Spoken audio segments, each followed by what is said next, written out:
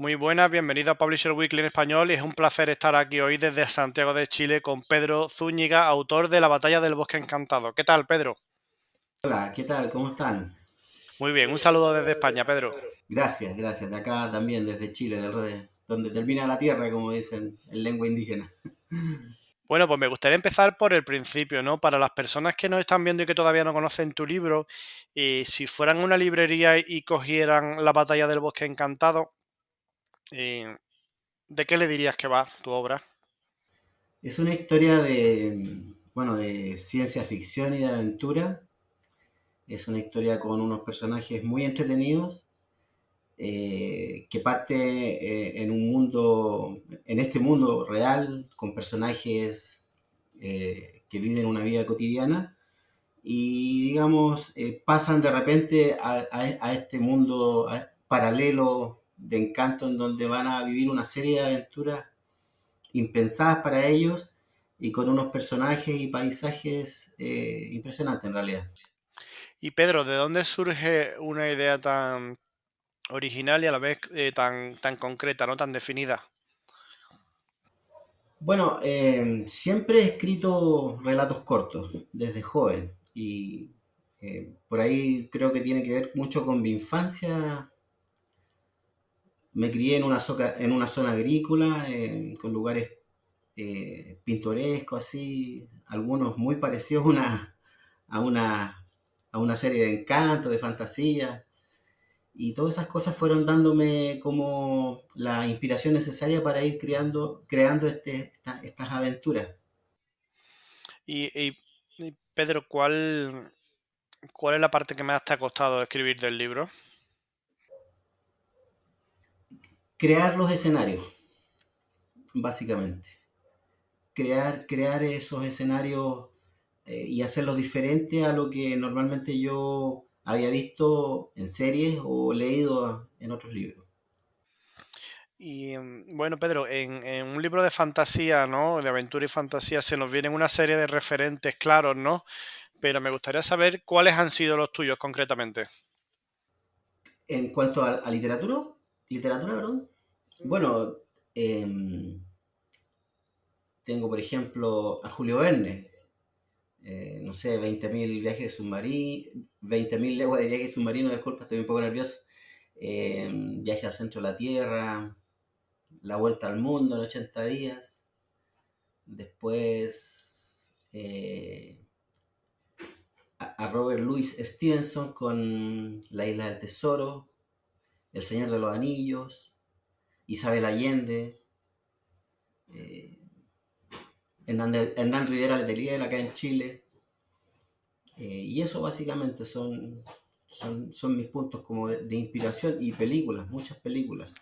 Que a nivel cinematográfico, ¿qué referentes dirías que hay en La Batalla del Bosque Encantado? Yo creo que la trilogía de Indiana Jones, eh, Tierra de Gigantes en serie, Encuentros cercanos del tercer tipo, La máquina del tiempo de 1960. Bueno, aquí se llama Encuentros en la tercera fase, esa película. Sí, te lo digo para cuando nos vean el público español. Sí, sí, la traducción es otra, pero sí, sí, el clásico de Steven Spielberg, ¿verdad? Ujú. Y, Pedro, ¿cuál diría que es la mejor virtud? Una vez que ya el libro está editado, terminado y va a salir a la venta ya, ¿cuál diría que es la mejor virtud? La virtud del libro, a ver, podría ser que es una historia amena y divertida, que atrapa desde el principio y que yo creo que le va a quedar en la memoria de las personas. Y Pedro, para el desarrollo y el trazado de los personajes, ¿te has inspirado en personas reales de tu entorno o en personas de ficción de la literatura, del cine o de las series? Este libro en particular, el cine. El cine ahí me ha marcado mucho con respecto a algunos personajes en particular. ¿Nos puedes poner algún ejemplo? Por ejemplo, no sé, Ben Hur, el personaje, la mamá de Ben Hur. ese personaje me cautivó desde un principio y me hizo imaginarme a un personaje que se llama, a un protagonista que se llama Matilde en el libro de la batalla del bosque encantado. Y Pedro, ¿recuerdas el primer momento en que pensaste o sentiste que realmente podías ser escritor? Bueno, yo de joven leía y escribía, pero nunca lo tomaba en serio, siempre eran cosas que iban quedando ahí guardadas y muchas se perdieron en realidad. Yo ya tengo 56 años. Entonces, yo diría que hace ya, no sé, unos 10 años como que empecé a tomar en serio el hecho de que lo que yo escribo eh, puede transformarse en una novela entretenida que a la gente le guste. Que tiene, que tiene un valor, ¿no? Que lo que tú escribes podía tener un valor, ¿no? Claro, claro. Pero, y básicamente fue porque, por ejemplo, terminaba un capítulo y se lo entregaba a mis amigos y no sé, la mayoría me decía que sí, que le veían un potencial, que no lo dejara de lado, que insistiera. Y Pedro, ¿qué le dirías a las personas que como tú sienten que tienen un talento para la escritura, pero que sin embargo se sienten inseguras? Es decir, que piensan, ¿cómo voy a estar yo en el mismo sitio web que estos escritores famosos o cómo voy a estar en la misma tienda? ¿Qué le dirías a ellos? Yo les diría que escriban y que piensen que lo que están escribiendo es la mejor obra que se ha escrito en el mundo. Y que se olviden un poco de los pensamientos que a uno lo turban, que a uno lo tiran para abajo, porque, no sé, me pasa mucho que de 10 pensamientos, 9 son malos. 9 me tiran todo lo que hago para abajo, no solo en literatura, sino en otras cosas. Entonces, si de 10 me apego a ese uno positivo, empiezo a escribir. Y pasa que cuando uno ya empieza a teclear, como que el resto queda de lado, todo el resto queda de lado y uno se centra en la historia. Y escribir, escribir. Seguir con lo que uno tiene en la cabeza porque después eso se olvida.